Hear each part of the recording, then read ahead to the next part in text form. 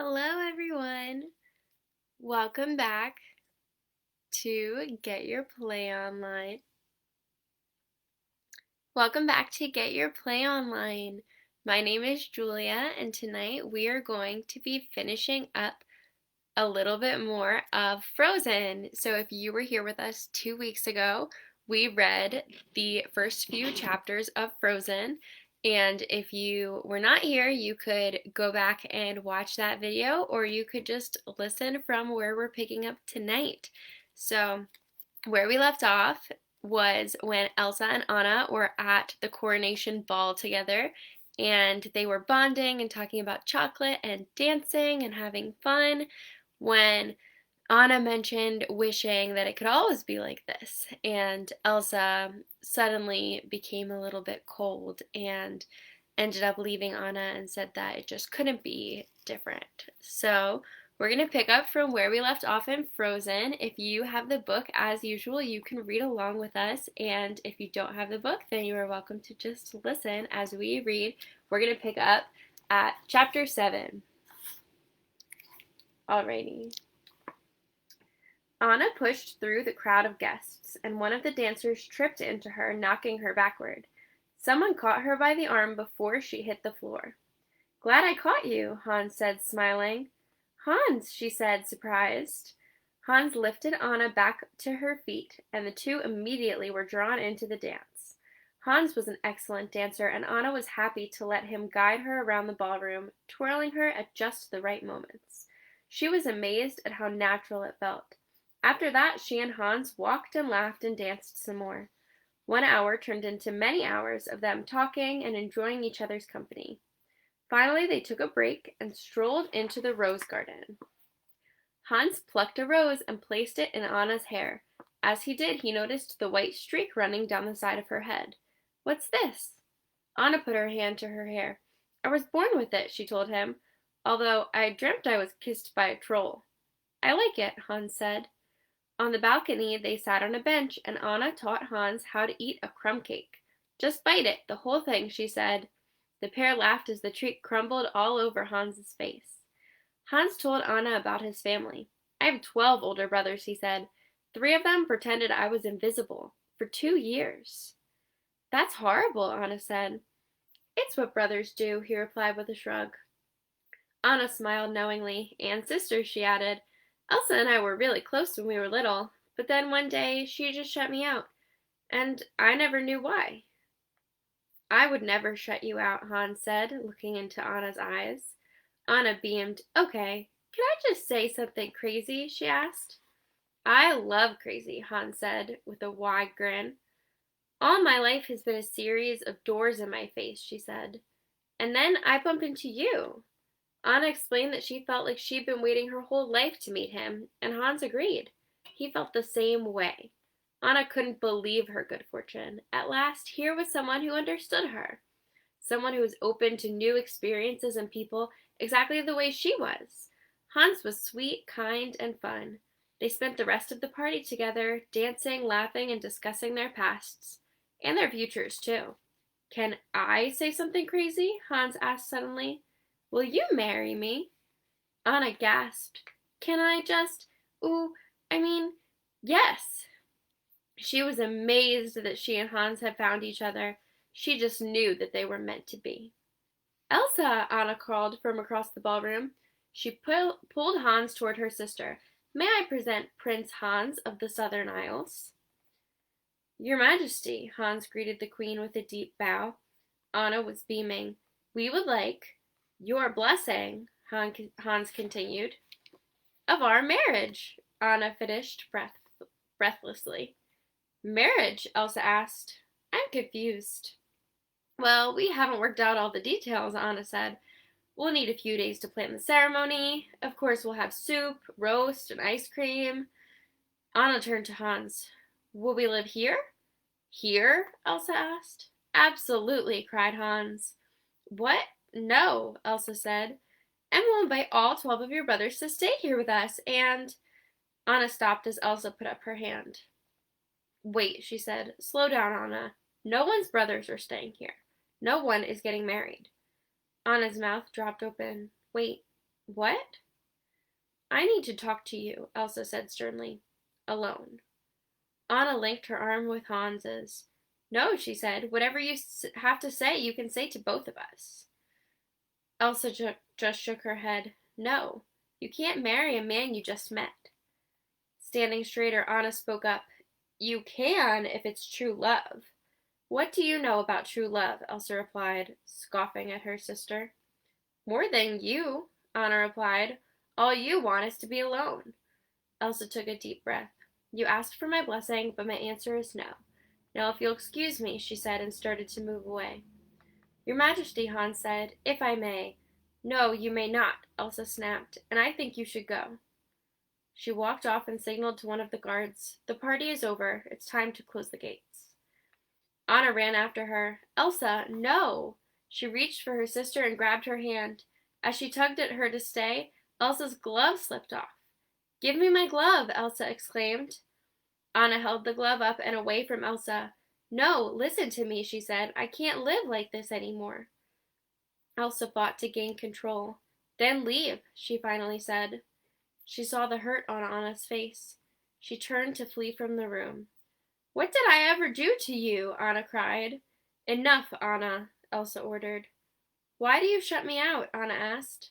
Why do you shut the world out? What are you so afraid of? I said enough, Elsa shouted, spinning around. As she did, ice shot from her bare hand, coating the floor of the ballroom and frothing up into icy plumes. The music stopped abruptly, and everyone turned to stare at Elsa in shock. She stared at her subjects, wishing with all her heart that she could take the magic back. But it was too late. Sheets of ice covered the dance floor. The great hall fell into a chilly silence. The Duke gasped, Sorcery! I knew there was something going on here. Elsa? Anna called. But Elsa was already pushing through the doors and racing out of the room. Chapter 8. Elsa burst into the courtyard. She was so afraid now that her secret was out. She hoped she hadn't hurt anyone. Regardless, everyone in Arendelle would soon know about her magic. There she is, cried a townswoman, excited to get a glimpse of the new crowned queen. The woman obviously had no idea what had just happened in the ballroom. Your Majesty, long live the queen, Queen Elsa. Elsa backed away from the woman and quickly weaved through the crowd, trying hard not to touch anyone as she backed away. She didn't want to cause any harm with her powers. She just wanted to leave the kingdom and hide. A woman with a small child in her arms called to her. Your Majesty, are you all right? She asked, full of concern. Elsa put her hands behind her and moved away. She slowly walked backward, accidentally bumping into the fountain in the center of the courtyard. As soon as she touched the fountain, the water in it froze to solid ice. There was a loud gasp from the villagers. People turned and ran away from Elsa.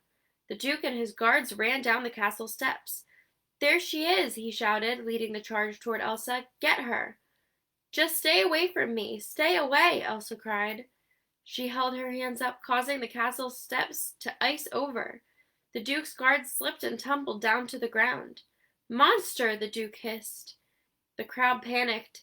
A swirl of cold air traveled through Arendelle as Elsa ran along the streets, leaving ice and snow in her wake. Anna watched from the castle gates. Elsa, she called, wait, please. She rushed from the castle and ran after Elsa. Hans trailed behind her. Elsa, Anna cried desperately. Elsa looked over her shoulder as she neared the water. When she turned, her foot touched the lapping waves, and the water in the fjord immediately froze. She took another cautious step, and another sheet of ice bloomed under her foot. Elsa, Anna called after her. Feeling her panic grow, Elsa ran across the fjord. With each step, more water froze underneath her. Soon she was moving at full speed, heading toward the mountains on the other side of the lake. As she passed, the ships belonging to visiting dignitaries creaked and locked into place, frozen in the ice. The gorgeous summer day had turned into a growing winter storm. Elsa, stop, Anna pleaded. She rushed onto the fjord after her sister, but slipped on the ice. She was too far behind to catch up. Hans reached out for Anna and helped her to stand. Anna, are you all right? He asked. They both watched as Elsa reached the far shore and made her way into the mountains. Anna strained to see the path Elsa had taken. Did you know? Hans asked Anna. No, Anna replied. Then she nodded. But it makes so much sense. They walked back through the village and overheard the Duke speaking. He was addressing a crowd of concerned people. The Queen has cursed this land, he said. She must be stopped. You must go after her. Anna rushed over to him. No, she shouted. No one is to go anywhere. You! The Duke shook a finger at Anna. Is there sorcery in you, too? He shouted. Are you a monster, too? No, I'm completely ordinary, Anna replied. Hans took her hand. That's right, she is, he told the Duke. And my sister is not a monster, Anna added. The Duke scowled. She nearly killed me, he said dramatically. You slipped on ice, Hans pointed out. Anna stepped forward. It was an accident. She was scared. She didn't mean it. She didn't mean any of this. She paused. All she's ever wanted is to be perfect and good. Tonight was my fault. I pushed her.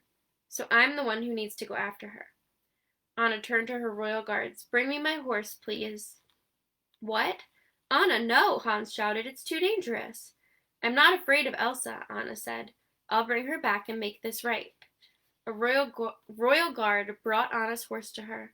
She took her cloak, which was hanging over the saddle, and wrapped it around her shoulders. I'm coming with you, Hans said. No, Anna told him. I need you here to take care of Arendelle. Hans saw the desperation in Anna's eyes. He put a hand to his chest. On my honor, he said, bowing his head. I leave Prince Hans in charge, Anna told the crowd. Are you sure you can trust her? Hans asked as Anna mounted her horse. When Anna didn't reply, he leaned in.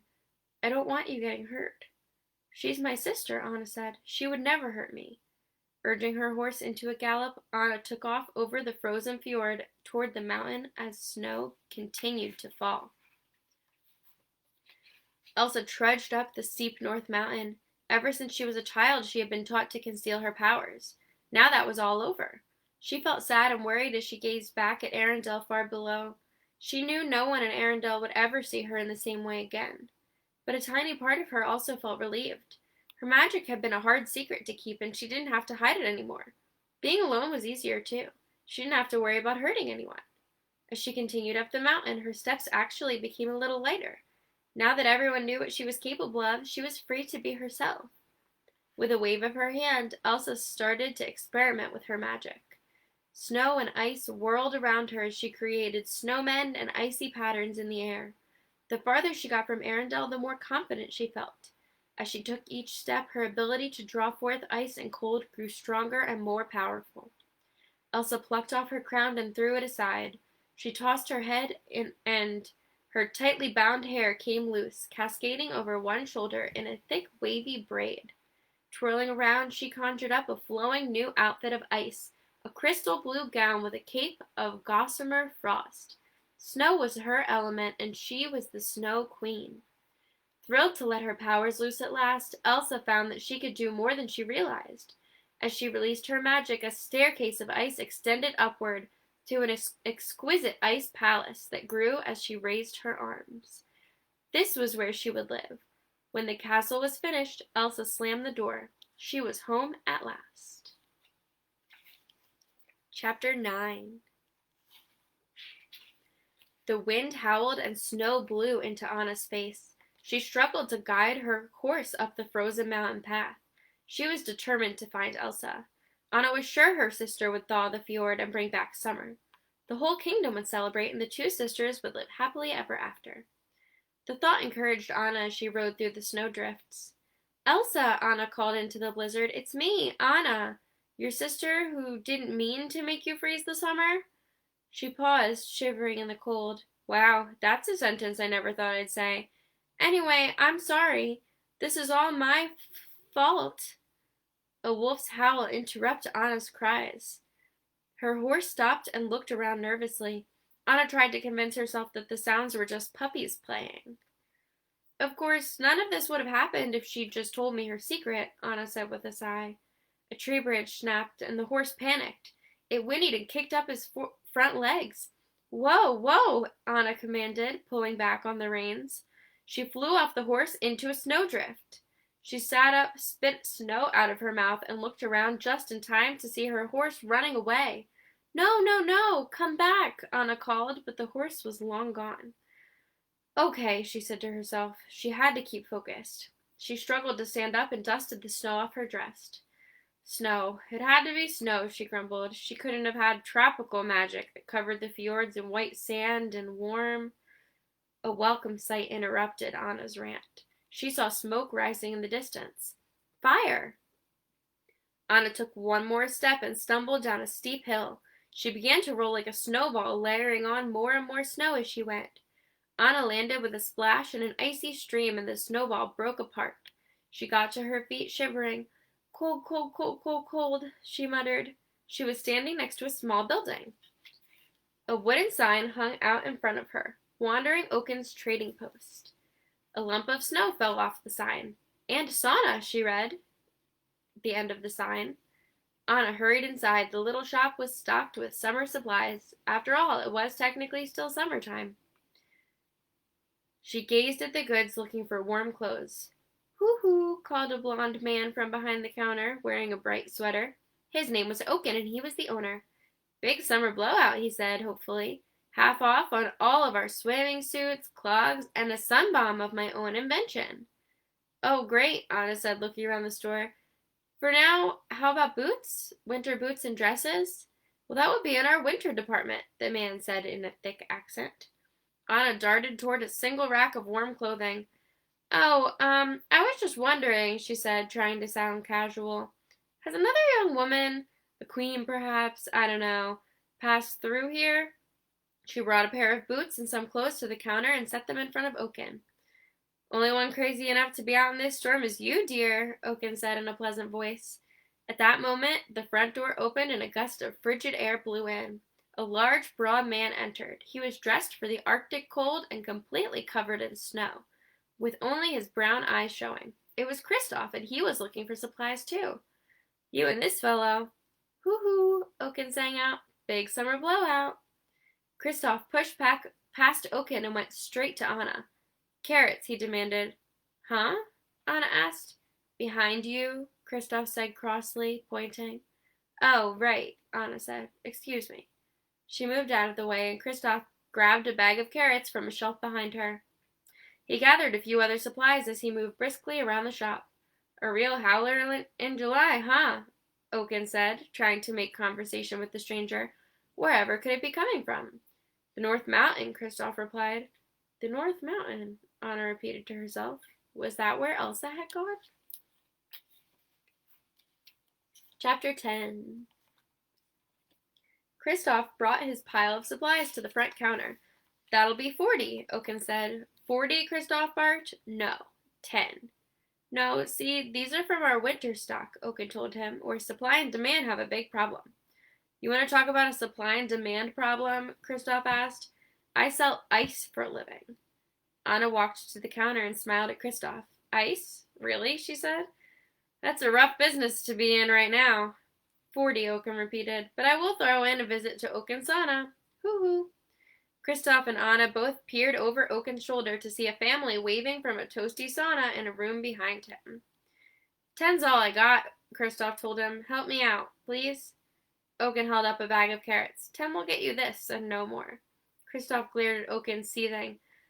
Just tell me one thing, Anna said, moving closer to Kristoff. What was happening on the North Mountain? Did it seem magical?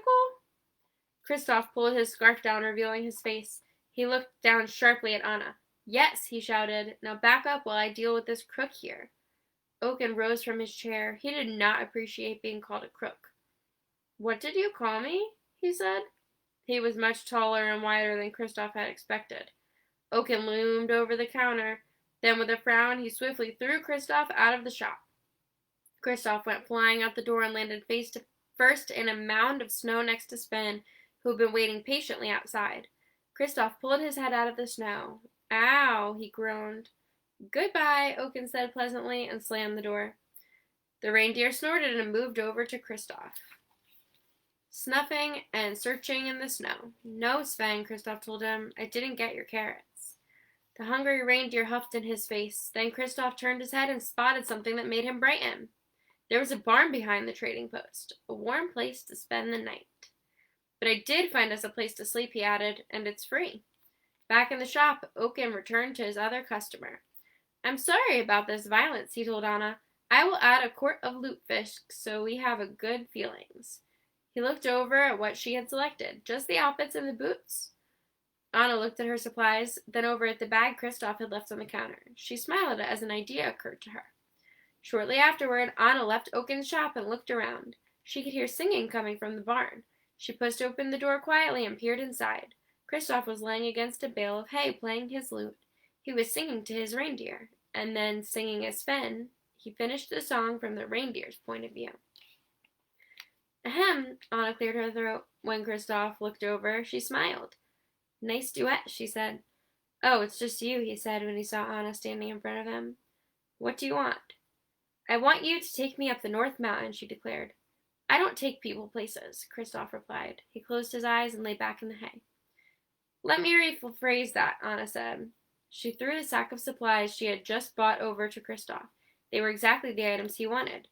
Umph, he grunted as the heavy bag landed on his chest. Take me up the North Mountain, she ordered. Kristoff regarded her carefully. He was not used to taking orders, and he especially couldn't see any reason to follow Anna's. Look, Anna said, I know how to stop this winter. Kristoff hesitated. If the cold winter stopped, he might be able to sell his ice down in Arendelle again. We leave at dawn, he said finally, and you forgot the carrots for Sven. Anna dropped the bag of carrots on Kristoff's face. Oh, he said. Oops, sorry, Anna said. Then she caught herself. She was trying to take charge after all. We leave now, she declared, right now. Kristoff looked over at Sven and offered him a carrot. Sven took a healthy bite. So did Kristoff. They looked at the stranger before them as they chewed. They both knew she had no clue what was ahead. Chapter 11. Kristoff held the reins tightly, steering Sven and the sled through the thick, heavy snow. The night sky was cloudy with the promise of still more snow. Hang on, Kristoff yelled to his passenger. We like to go fast. Sven responded happily and charged forward through the drifts. I like fast, Anna answered. She leaned back and put her feet up on the front of the sled to show that she was not bothered by the high speed. Get your feet down, Kristoff scoffed. This is fresh lacquer. He glanced at her sideways. Seriously, were you raised in a barn? He leaned over and wiped his new sled down. No, I was raised in a castle, Anna replied. So tell me, Kristoff said, what made the queen go all ice crazy? It was all my fault, Anna blurted out. I got engaged and she freaked out because I had only just met him, that day. And she said she wouldn't bless the marriage. Wait, Kristoff said, you got engaged to someone you just met that day? Yeah, anyway, Anna replied, dismissing his comment. I got mad and yelled at her, and she tried to walk away, but I grabbed her glove and... Wait, you got engaged to someone you just met that day? Kristoff repeated. Yes, are you listening? Anna snapped. The thing is, she wore the gloves all the time, but I thought she just had a thing about dirt. Didn't your parents ever warn you about strangers? Kristoff asked. Yes, they did. She looked Kristoff over carefully and slid farther away from him on the seat. After all, he was a stranger. But Hans is not a stranger. Kristoff raised an eyebrow. Oh yeah? What's his last name? Anna frowned, thinking. Of the Southern Isles, she offered. What's his favorite food? Kristoff fired off. Anna hesitated. Sandwiches? Best friend's name? Kristoff quickly followed up. Probably John, Anna replied, reflecting that lots of people were named John, so maybe Hans's best friend would be too. Eye color? Kristoff pressed. Dreamy, Anna smiled. Have you had a meal with him yet? Kristoff asked. What if you hate the way he eats? What if you hate the way he picks his nose? Anna wrinkled her forehead. Picks his nose? And eats it, Kristoff added. Excuse me, sir, Anna said. He is a prince. Kristoff shook his head. All men do it. Ew, Anna made a face. Look, it doesn't matter. It's true love. Doesn't sound like true love, Kristoff said, staring straight ahead. Are you some sort of love expert? Anna asked. No, but I have friends who are, he responded. You have friends who are love experts, Anna asked sarcastically. Kristoff's eyes widened and he stopped the sled. Stop talking, he demanded. No, I want to meet these friends, she insisted with a grin. Kristoff put his hand over Anna's mouth. I mean it. Shh. He stood up and looked into the dark woods. He held up a lantern. Suddenly he yelled, Sven, go, go! The sled took off and Anna fell backward. She saw glowing eyes in the darkness all around them. What are they? She whispered. Wolves, Kristoff said. What do we do? Anna asked. She looked at Kristoff and readied herself. I've got this, Kristoff said calmly. You just don't fall off. Don't get eaten. But I want to help, Anna said. No, Kristoff replied. Why not? Anna pouted. Because I don't trust your judgment, Kristoff said. Anna was offended. Excuse me? A wolf jumped at the sleigh and Kristoff kicked it back. Who marries a man she just met? Anna was seething. It's true love. She picked up Kristoff's lute and swung it at his head. He ducked and Anna struck a wolf that was about to lunge onto the sled. Whoa, Kristoff exclaimed just as another wolf jumped up and knocked him down. He fell out and was dragged behind the sled. Christopher, Anna cried. It's Kristoff, he yelled back. Anna took the lantern and lit the sled's blanket on fire. She threw the flaming blanket toward Kristoff and the wolves tumbled off him. Then she reached out and pulled him back onto the sled. Kristoff looked at her in dismay. You almost set me on fire, he said. But I didn't, Anna replied. Sven suddenly whinnied. Ahead of him was a steep drop into a massive gorge. Get ready to jump, Sven, Anna called. You don't tell him what to do, Kristoff shouted. I do. In one swift movement, he grabbed Anna and threw her onto Sven's back. Then he unhooked the reindeer's harness. Jump! Sven leaped and cleared the gorge with Anna on his back. Just behind them, Kristoff boldly jumped with the sled. The sled didn't make it all the way across, but just before it fell into the gorge, Kristoff threw himself off and caught the edge of the cliff on the other side. Down below, his new sled burst into flames as he dangled from the cliff. I just got that. He looked down with a sigh. Then his hands started to slip on the slick ice. Oh no, he said in alarm. No, no, no. Out of nowhere, an axe slammed into the snow just inches from his face. He heard Anna's voice from above. Grab on, she yelled. The axe was attached to a rope that was secured around Sven. Pull, Sven, Anna ordered. Sven heaved and walked backwards, lifting Kristoff to safety. Anna and Kristoff peered over the edge at the burning sled. I'll replace your sled and everything in it, she promised. She looked sadly at Kristoff. And I understand if you don't want to help me anymore. Kristoff watched as Anna walked away. Sven nuzzled him softly with his cold nose. Of course I don't want to help her, he told the reindeer. In fact, this whole thing has ruined me for helping anyone ever again. He watched as Anna turned and started to walk in the opposite direction. But she'll die on her own, he said, speaking in Sven's deep voice. Kristoff looked away. I can live with that, he said. Anna turned this and that way, unsure where to go. But you won't get your new sled if she's dead, Kristoff continued in Sven's voice. He sighed. Wait up, he called to Anna in his normal voice. We're coming. Anna grinned. You are? She said happily. Then she composed herself. I mean, sure, I'll let you tag along. Anna wasn't sure what lay ahead, but she was very glad that Kristoff and Sven were coming with her. We're going to read one more chapter tonight, chapter 12. But before we do, we're going to look at some pictures. Let's see. I'll get them real close. There's a picture of Anna and Elsa when they were kids building a snowman. And Anna and Elsa and her parents and the trolls helping Anna after Elsa accidentally hit her with her magic. We have Elsa being scared as her powers get stronger, and Anna asking Elsa to build a snowman. Anna was excited about the ball, and she met Hans.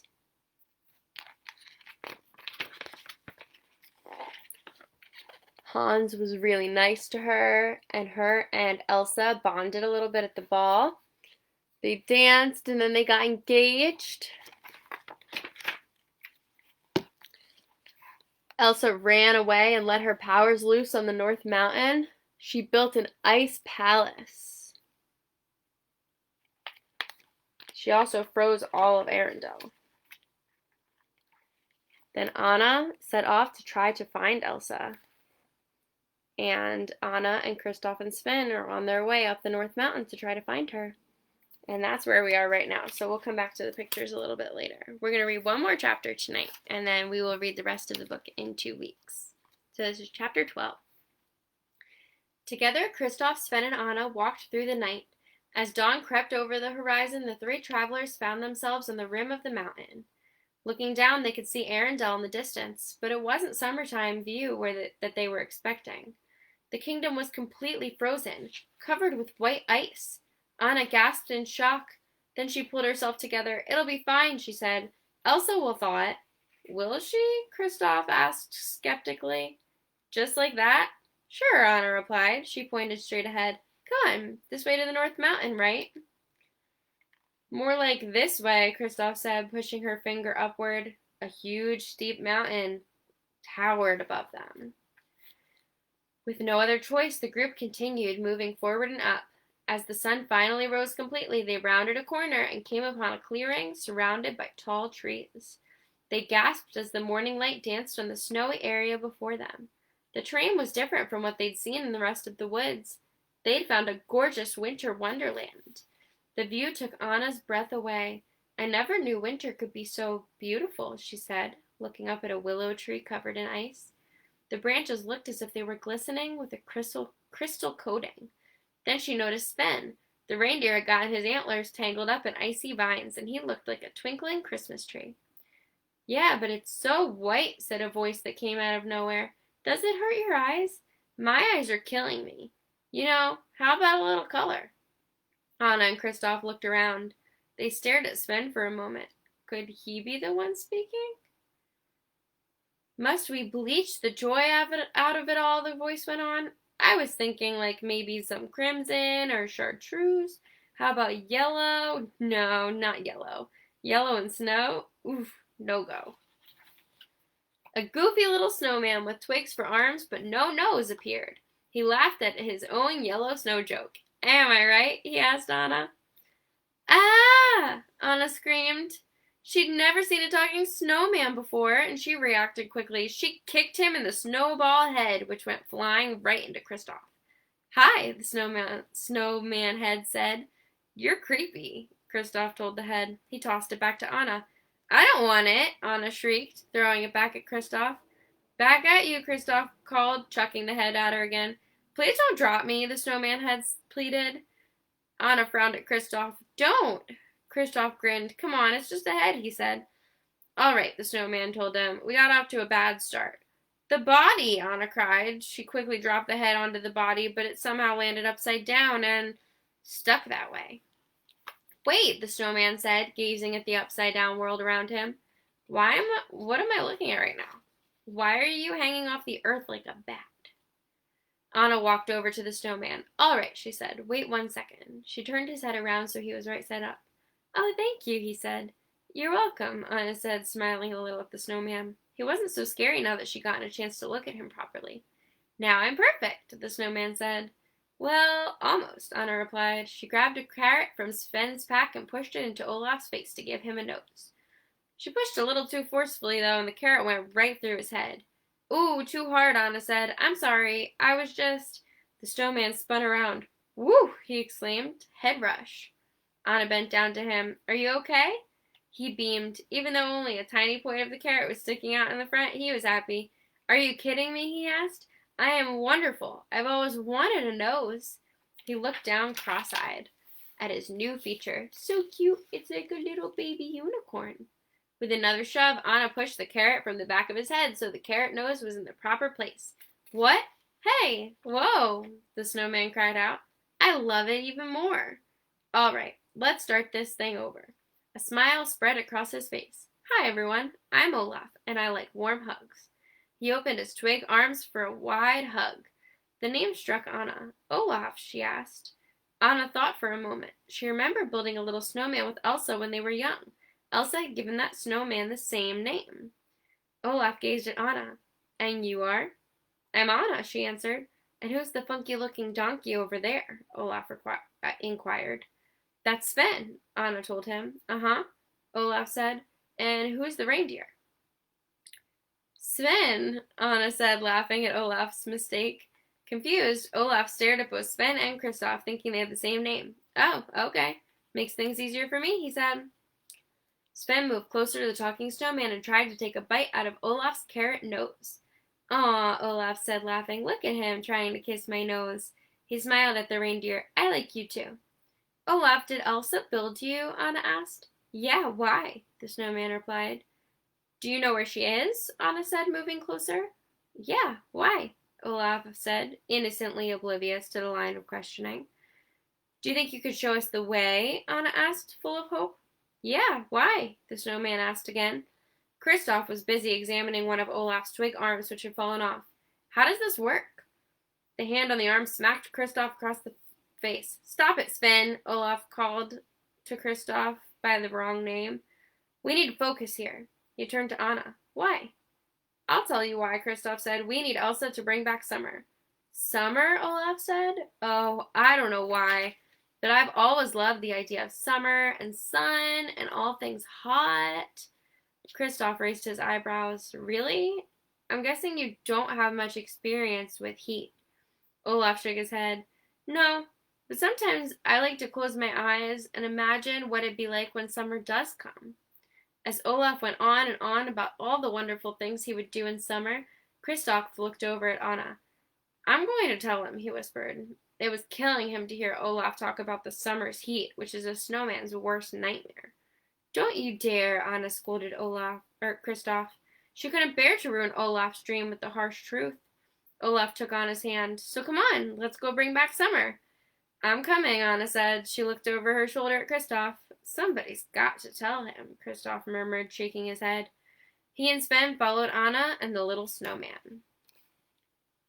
Alrighty, that's all that we're going to read for tonight from Frozen, but if you would like to hear some more, then you can join me back here at Get Your Play Online in 2 weeks, not next Monday, but 2 Mondays from today, to read a little bit more of our Frozen book and see if maybe we could get through the rest of it.